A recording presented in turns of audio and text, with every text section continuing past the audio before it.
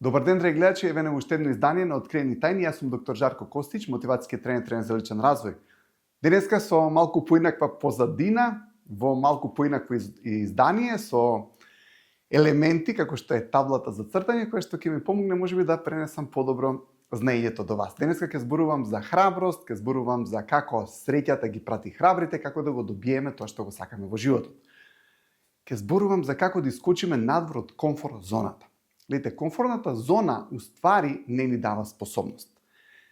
И не тера да се поврзуваме со негативните работи, односно негативните мисли, негативните податоци кои што умот ги има. Во сечи ум имате позитивни податоци, имате негативни податоци. Но комфорт зоната е место на стагнација. Комфорт зоната не е место на растење. Човекот како расте и како излага надвор од комфорт зоната, он почнува да освојува повеќе простор, а колку повеќе простор, толку подобри мисли. Сега, ќе цртам малку на таблата и се надевам дека ќе испадне ова се супер како што и се надеваме. Ајде да кажеме еве комфорт зоната. Комфортната зона е зона каде што луѓето ствари мислат дека е убаво и е убаво, поради тоа што го имаат освоено тој простор. Гледате, имаат освоено само довербата од просторот. Секој нов простор ни дава самодоверба, ама нов простор.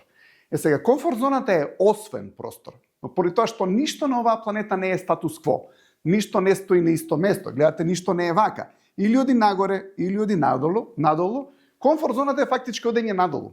Сега, под комфорт зоната се тие негативни мисли, негативни податоци.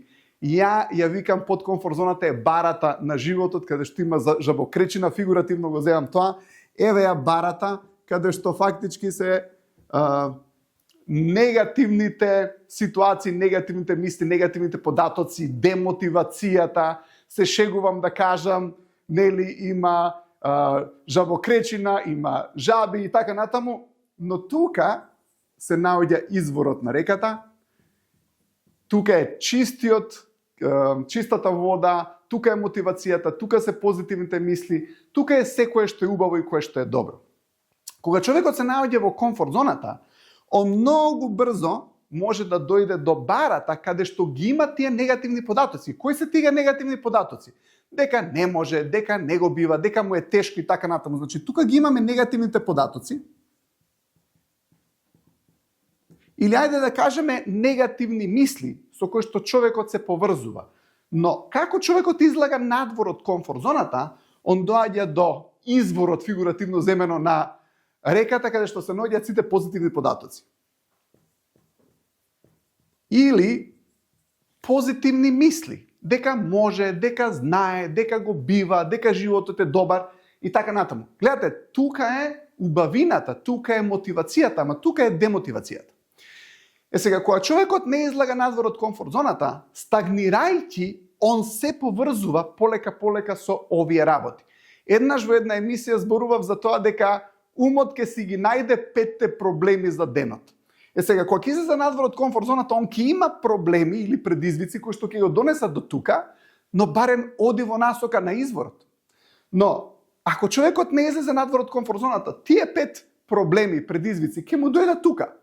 Теглат ајвар која стегнал толку многу, или што и да ќе се караат за небитни работи, можеби по дома, можеби на работа, каде и да е комфорт зоната, односно каде и да е барата.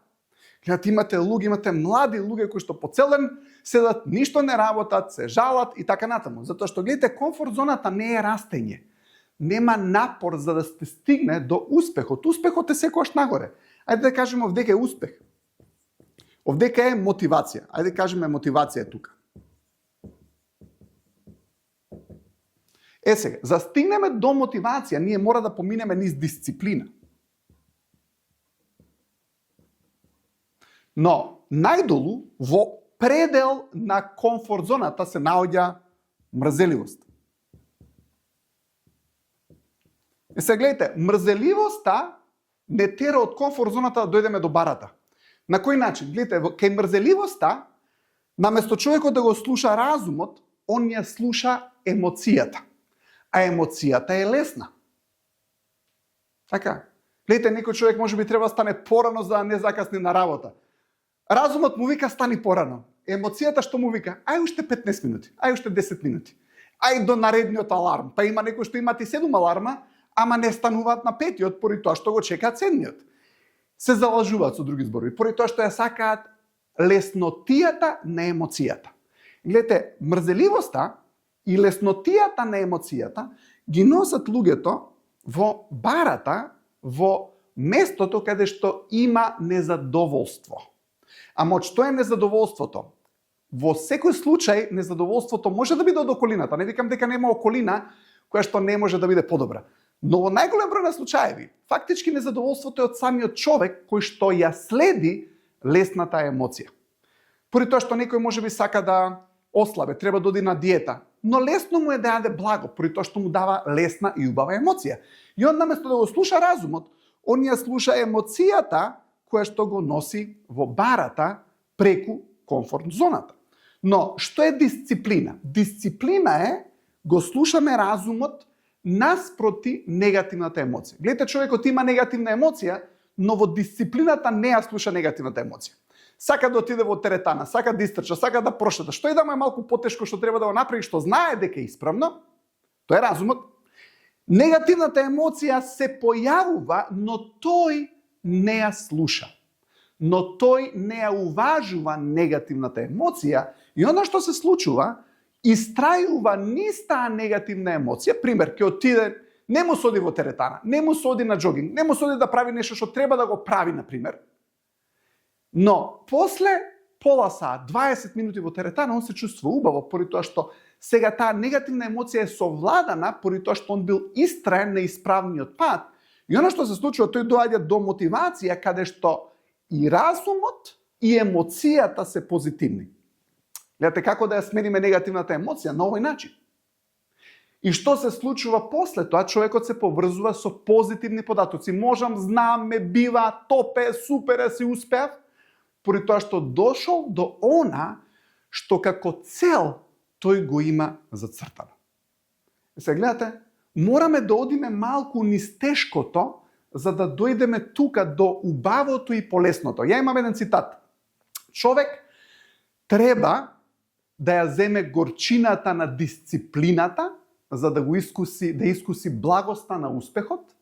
Воспротивно, ако ја земе благоста на мрзеливоста, ќе се соочи со горчината на неуспехот. И се гледате, кога луѓето се тука, во барата, секогаш друг е крив. Никогаш не се они криви. Зошто? Поради тоа што повторно одат во леснотијата на обвинувањето на околината. Полесно е човек да рече до него е, не е до мене. Гледате, има изговор. Најлесно е човекот да не биде одговорен. Најлесно е човек да не биде одговорен. Поради тоа што тука, кога почнува да обвинува се и се што само не он, тоа што не е одговорен. И затоа доаѓаат негативните емоции и мисли, поради тоа што не може да ги промени состојбите, поради тоа што не ја преземал самиот тој одговорноста за неговиот живот. Сега, тука се луѓето кои што секојаш окривуваат се, само они не се виновни, но како човекот поминува низ некоја тешкотија, он ќе проволта и ќе рече, може би и до мене, дај да видам што е тоа што го грешам, поради тоа што кога ќе го коригира, ќе дое повторно до леснотијата на успехот. Но за да дојдеме до леснотијата на успехот, ние мораме да поминеме низ тешкотијата на дисциплината. Ама што е дисциплина? Етика, морал, честност. Знаете, и најчесто и најобично, исправниот пат е потрнлив отколку неисправниот пат. Ама неисправниот пат луѓето го земаат пред тоа што им е лесно, се пропуштаат на лесната емоција. Кога ќе видите сите тие успешни спортисти, успешни луѓе, они имаат една работа, не се плашат од тешкиот пат, трновитиот пат, за да дојдат во убавината на успехот и горделивоста на самите нив, поради тоа што човек тука не може да биде горд, поради тоа што го земал лесниот пат. Сега, тука е етика. Тука е нешто кое што не е најлесно. Тука е морал. Тука е некогаш тешко. Но тука е лесно поради тоа што човекот се препуштил на емоцијата која што уствари знае дека него носи на правиот пат. Сега, кога човекот ќе развие таа внатрешна цврстина, кога ќе развие таа дисциплина и способност да истрае низ препреките, тој човек од мали работи е среќен. Поради тоа што е цврст. Овдека луѓето се фигуративно земено толку раскашавени, толку омлитавени, да морат многу работи големи да се случаат за да нешто малку ги израдува. Но тука човекот е израдуван од самиот него, од неговата цврстина, од неговата посветеност, од доследноста да го следи на чесен, добар, исправен пат она што треба да го прави. Сега гледайте, човекот тука има цел. И ако целта му е важна, важно му е да стигне до некоја цел, тој човек има фокус. Поради тоа што фокусот доаѓа од колку целта ни е важна. Ако целта не ни е важна, ние немаме фокус. Тимот се обединува на една цел. И ако тимот има цел, он има фокус. Гледате, фокус доаѓа од романски збор, фок, што значи оган, фактички. На латински фокус било фактички местото во куќата каде што бил каминот, затоа што сите се сконцентрирале таму, поради тоа што каминот ги привлекува луѓето да се стопат, предпоставувам. Но гледате, зборот фокус значи енергија фактички. Ако човекот нема фокус, човекот не може да има енергија. Гледате? И јас сум фокусиран да го пренесам знаењето, па некако тоа буди енергија. Но и не само тоа. Уживам кога зборувам за овие податоци, кога зборувам за овие концепти, уживам да го пренесам знаењето колку и да го имам. И сега во тоа уживање кој што ја го правам, во љубовта со која што човекот го креира она што го креира, исто така се наоѓа фокусот. Поради тоа што кога човекот нешто сака и кога човекот нешто љуби да направи, тогаш што има енергија и тогаш што има фокус. Значи мора да имаме цел, мора да ни е важна целта. Поради тоа што гледате, реката е јака поради тоа што има корито. Ајде да кажеме ова е река, ова е коритото на реката. И тоа е дисциплината. Реката, ако го трнеме коритото, ќе се разлие водата. Но ако ја имаме целта, и ако ни е важна целта, тогаш коритото ќе биде тука. Но што е проблем некојаш во ситуациите? Луѓето не сакаат да излезат надвор од комфорт зоната. За да дојде до промена, гледате, за да дојде до промена на животната ситуација на некој човек, човекот мора да го пушти нештото за да фати нешто друго. Зборот размена на англиски е фактички промена е change. Change, на англиски зборот change значи промена, но доаѓа од збор латински excambiare, што значи размена. Гледате, зборот change доаѓа од збор exchange, на англиски тоа е размена. Фактички ние за да дојдеме од една состојба во друга состојба мора да пуштиме нешто за да трнеме кон нешто друго. Се гледате, кога сте вие у комфорт зоната, вие го држите старото. Кај нас има една поговорка подобро врапче на дланка отколку голуб на гранка. Но јас се викам, ако човекот цело време со врапчето на дланка, јас знам тоа што значи. Тоа значи безбедност, тоа значи сигурност. И комфорт зоната е и тоа. Гледате, ова е безбедноста. Но таа безбедност, поради тоа што веќе сме го освоиле тој простор, не носи во даден тип на негативност. Сега, подобро врапче на дланка отколку голуб на гранка, ако човекот иде со една рака да се качува по дрвото, за да дојде до голубот, веројатно ќе падне од дрвото. Мора да опушти врапчето, со други зборови мора да верува кога ќе излезе надвор од комфорт зона. И мора да влезе во мал конструктивен ризик. Не зборам за глупави ризици, зборувам за конструктивен ризик. Кај нас има преубав празник, се вика верба, надеж, љубов. Верба, надеж, љубов, мислам дека е 30 септември, и е преубав празник, поради тоа што и вербата, и надежта, и љубовта се еден тип на ризик. Гледате, мајката Софија, божица на мудроста, ги крстила своите три керки верба, надеж, љубов, мислам поради тоа што е ризик. Сега гледате, ако човекот излезе надвор од комфорт зоната, он мора да го пушти старото. Но кога излагаме надвор од комфорт зоната, имаме храброст. Има убав цитат од Гете, вели храброст е посветеност да трнеш без гаранција за успех. Тргаш, немаш гаранција за успех, но кога го пушташ старото, доаѓаш во иднината каде што универзумот ќе ти даде. Се додека си тука, универзумот не ти дава поради тоа што ти си поврзан веќе со она што е старо. Но ако ја земеш храброста и ако ја направиш таа трансформација, излезеш надвор од комфорт зоната, тогаш универзумот ќе ти ги даде работите и впрочем за тоа велат среќата ги прати храбрите. Поради тоа што кога излезеш надвор од комфорт зоната, ти правиш простор. А во тој простор креираш да дојдат работи. Фактички ти креираш работите да дојдат поради тоа што си го проширил просторот.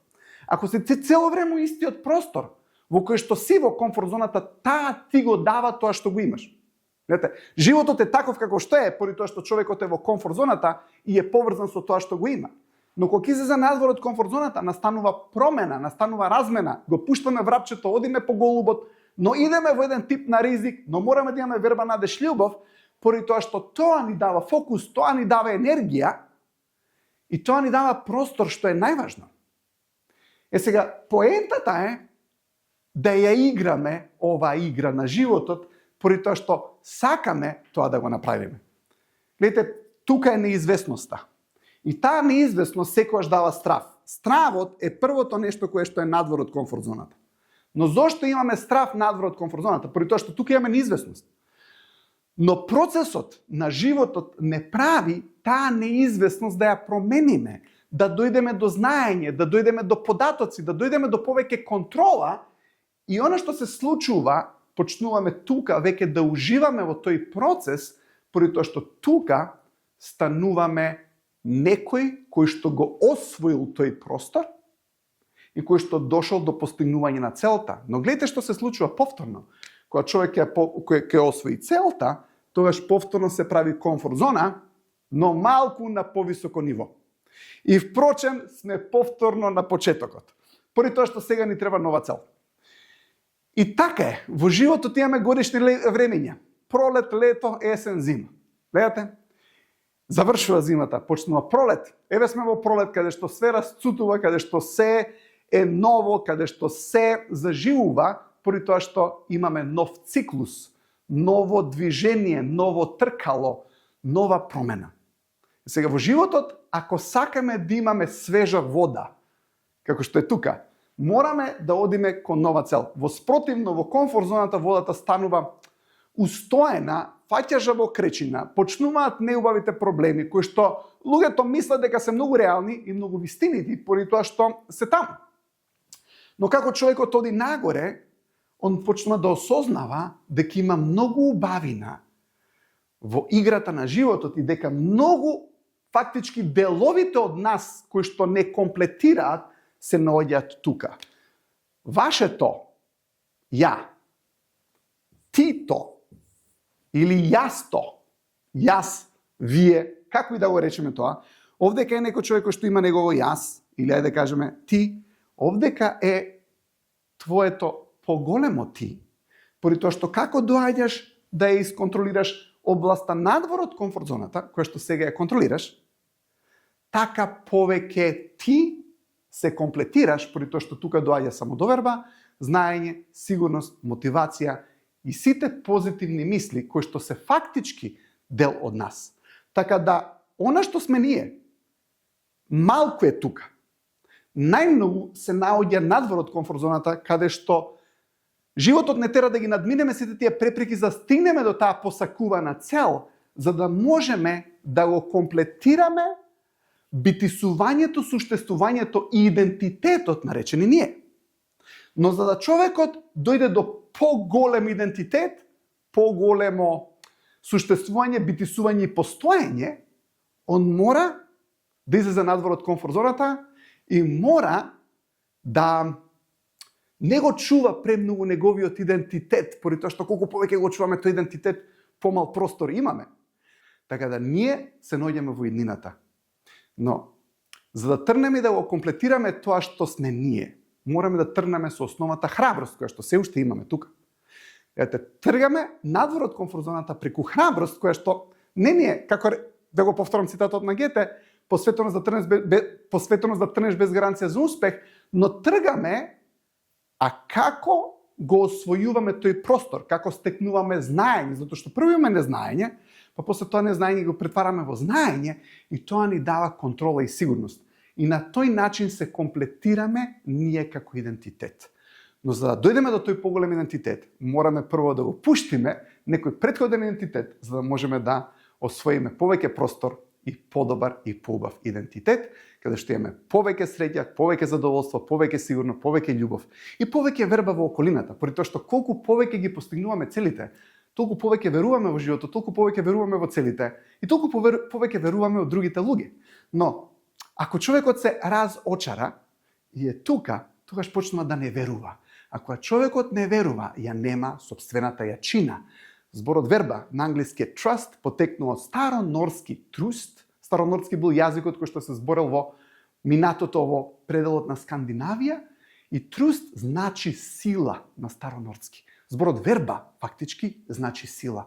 Се додека имаме вербата, се додека имаме храброста, ќе креираме простор, просторот ќе направи да добиеме среќа, поради тоа што во тој простор, ако истраеме, ќе го добиеме она што го сакаме.